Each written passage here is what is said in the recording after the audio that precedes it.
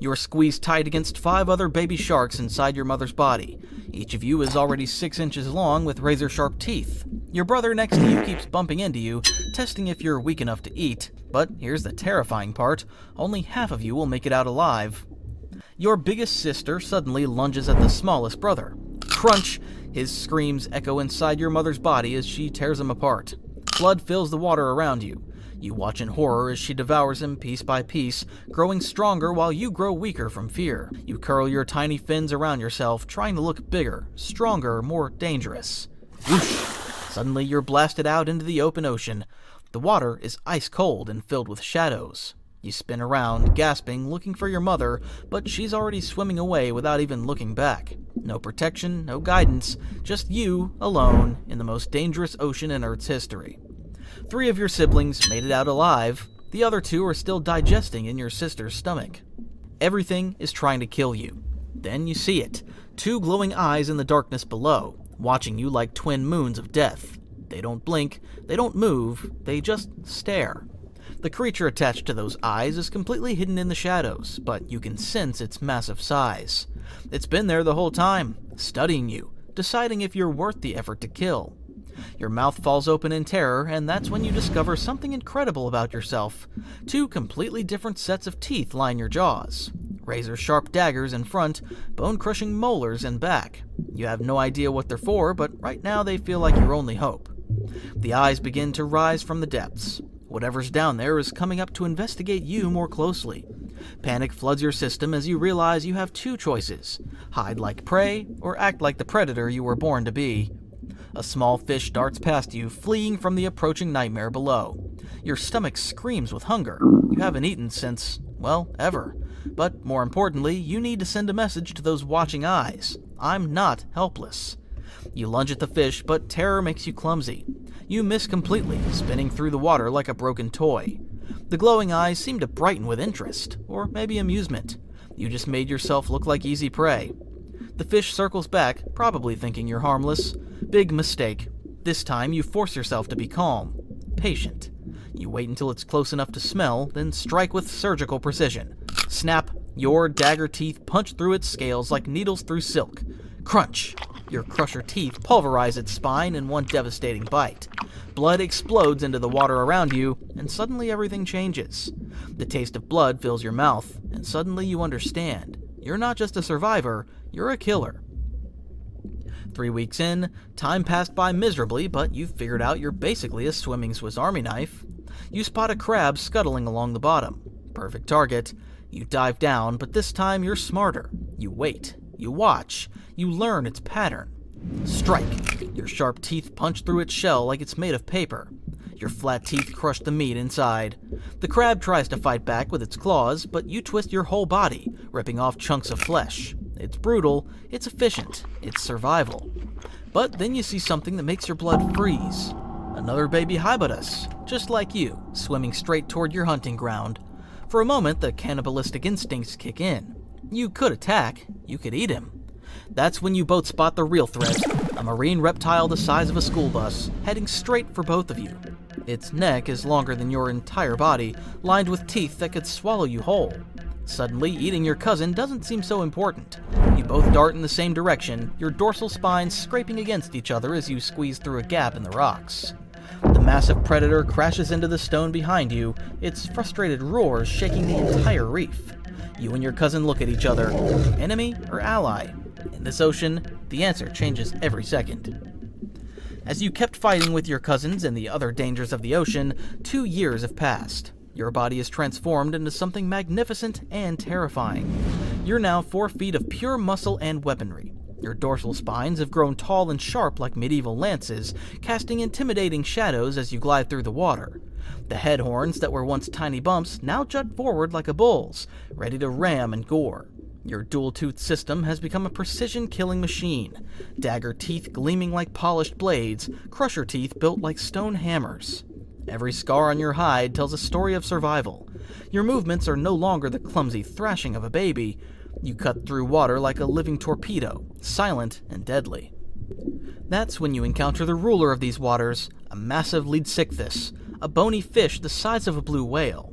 This giant filter feeder has claimed the richest feeding grounds as its own, and it doesn't appreciate competitors. The lead sickfish spots you hunting in its territory and charges. Its mouth opens wide enough to swallow a car, creating a suction that pulls you towards certain death. But you're not the helpless baby you used to be. You dive under its massive belly and strike upward with your head horns. Thud. The impact sends shockwaves through both your bodies. The giant fish thrashes, trying to crush you with its weight, but you're too fast, too agile. You clamp your dagger teeth onto its fin and twist your entire body. Blood clouds the water as you tear away chunks of flesh. The lead sickfish screams, a sound like breaking thunder, and flees into deeper waters. Your territory is secure. You are no longer prey. 5 years old, and a female has noticed your victory. She's even larger than you, battle-scarred and dangerous. The mating dance begins, a careful choreography of violence and attraction. You circle each other warily, showing off your weapons while trying not to use them. Your dorsal spines brush against hers. Your head horns lock briefly in a test of strength. When you finally mate, it's a miracle neither of you ends up dead. But the encounter leaves you wounded, deep gashes along your side from her defensive strikes. You're bleeding, weakened, but victorious. Still injured from mating, you spot the opportunity of a lifetime. A massive school of belemnites, more than you've ever seen. Your wounded body screams for nutrition to heal. You dive into the feast, your dual teeth working like a machine. Crunch, crunch, crunch. Shell after shell disappears down your throat. But your injuries have affected your judgment. You can't tell when to stop. Your stomach stretches beyond its limits, packed with so many shells you can barely move. The very adaptability that made your species successful becomes your downfall. You literally can't stop eating. As you sink toward the ocean floor, paralyzed by your own gluttony, you realize the irony. You survived everything these prehistoric seas could throw at you, only to be killed by your greatest strength. Pop, pop, pop. You burst out of your transparent egg near the warm ocean surface, one by one with thousands of your siblings. You're still figuring out what just happened when you notice a small jellyfish moving through the water like an underwater vacuum cleaner. It's sweeping through your newborn siblings, sucking them up one by one. The thing is treating your family like an all-you-can-eat buffet. It heads straight for you, its mouth opening wider. Without giving it any thought, you instantly dive. Not deep, just a few centimeters under the surface. The creature sweeps past exactly where you were floating a second ago and continues left, still munching on your siblings. When you surface again, you realize almost all of your siblings have been eaten. Those few who are left float above on the surface, enjoying their brief moment of survival. You are smaller than a grain of rice, completely transparent, and look more like a floating blob of jelly than the fastest fish on Earth you might become someday. Your body is basically a see-through bubble with a yolk sac attached. No fins, no bill, no anything that remotely resembles a fish. Your yolk sac is your only food source right now, and it will last for about 2 days. On the 3rd day, your yolk sac is completely gone. You need food. You drift your body like a wobble-wobble on the surface and dip down a centimeter in the water. You notice a few copepods drifting nearby. You try to grab one with your barely formed mouth, but it slips away. You try a few more times and finally catch one, but it barely counts as food. It's so small. The entire day you manage to catch dozens of tiny plankton, but the amount of effort you made is nowhere near enough for what your body needs to grow. You are still smaller than 1 centimeter, so life is still a lot, to be honest. Almost a month passes like this. Now you've grown to about 15 to 25 millimeters and have officially passed your small birth stage. You look more like a fish now. Your mouth structure has become more advanced, and you can actually eat small fish larvae and shrimp-like creatures. Most importantly, you've developed fins and a tail that can actually propel and push you through the water. So you've started diving underwater instead of just floating helplessly on the surface. It's time for your first real hunt. You spot a school of tiny fish larvae about half your size. Perfect first targets. You position yourself below them, watching their movements. Unlike the mindless drifting of plankton, these things actually swim with purpose, making quick turns and sudden stops. Your newly developed fins propel you upward as you open your mouth and miss completely. The entire school scatters in different directions while you chomp at empty water. Embarrassing, but you're determined. You find another small fish isolated from its group. This time you approach more carefully, using your developing bill to aim. You lunge forward with all the grace of a drunk sea cucumber and actually manage to catch it. The fish thrashes in your mouth, its scales rough against your soft throat, but you gulp it down. Your first real prey. It tastes so much better than boring plankton, but it also takes 10 times more energy to catch. Just as you're feeling proud of your hunting achievement, a massive shadow passes overhead. You look up to see something that makes your blood freeze. A bottlenose dolphin, at least 20 times your size, with intelligent eyes and a mouth full of sharp teeth. It spotted you. Without warning, the dolphin dives straight down toward you with terrifying speed. You've never experienced anything like this before. Pure, intelligent predation aimed directly at you. You twist your body frantically, your small fins working overtime as the dolphin's jaws snap shut inches from your tail. This isn't like avoiding a mindless jellyfish or comb jelly.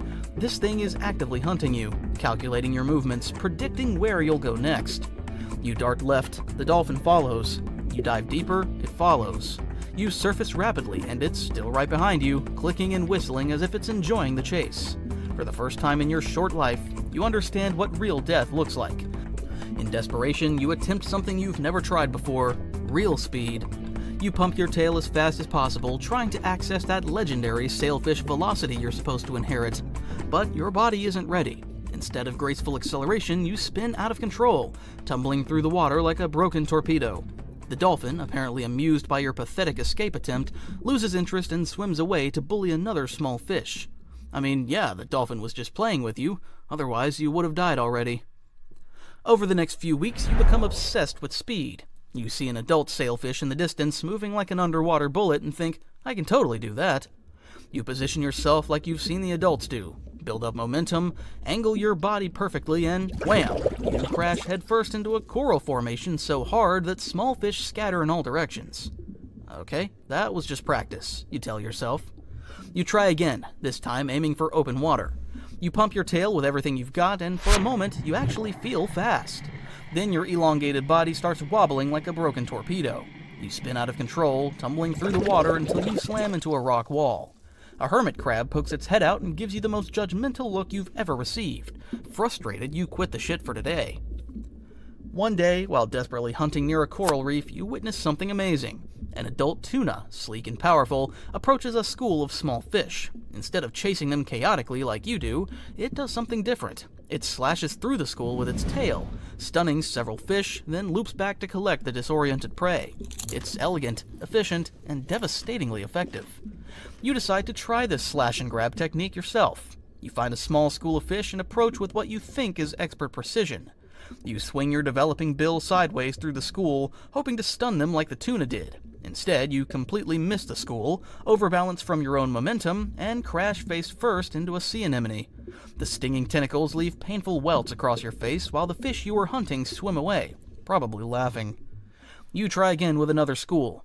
This time they scatter anyway, startled by your clumsy approach, but none are stunned or injured enough for easy capture. Few months have passed and you've officially entered your sub-adult stage. This time, when you slash through the school with your now solid bill, the technique is devastatingly effective. Fish scatter in all directions, several stunned and disoriented from the impact. You loop back with precision, collecting not one, but 4 fish in a single hunt. This stage of your life is all about hunting these small fishes and eating as much as you can to grow to your full-size ability, so exactly 2 years from now you're a magnificent 3-meter torpedo, the fastest fish on Earth, capable of hitting 68 miles per hour when you need to. Your bill has become a razor-sharp weapon, your dorsal sail can extend to intimidate prey and predators alike, and you've mastered the art of hunting with deadly precision. Today feels like the perfect day to demonstrate just how far you've come. You spot a massive school of sardines ahead, thousands of them moving in tight formation, completely unaware of the death missile approaching from below. This is what you were born for. You position yourself beneath the school, your sail folding flat against your back for maximum speed. With one explosive burst, you rocket upward, building to your maximum velocity in seconds. The water screams past your streamlined body as you slash through the school with surgical precision. Your bill cuts through the formation like a sword, stunning dozens of fish with the shockwave alone. You loop back through the chaos, your mouth opening and closing like a machine gun, collecting the disoriented sardines. In less than 30 seconds, you've consumed more food than your juvenile self could catch in a week. This is the payoff for all those months of failed attempts and embarrassing crashes. You are finally the apex predator you were destined to become. But being the fastest fish in the ocean comes with its own set of problems. As you cruise through the open water, your incredible speed demands massive amounts of oxygen. Your gills work overtime, extracting every molecule they can from the rushing water. You can't stop swimming, not even for a moment, or you'll suffocate. It's like being stuck in permanent overdrive with no option to slow down. Your streamlined body, built for pure velocity, is also incredibly fragile. Your flesh is soft, your bones hollow for reduced weight. You're basically an organic missile that can be destroyed by the slightest damage. Even a small cut or injury could slow you down enough to mean certain death, either from inability to catch prey or becoming prey yourself. But speed comes at a price, and the ocean always collects its debt, eventually.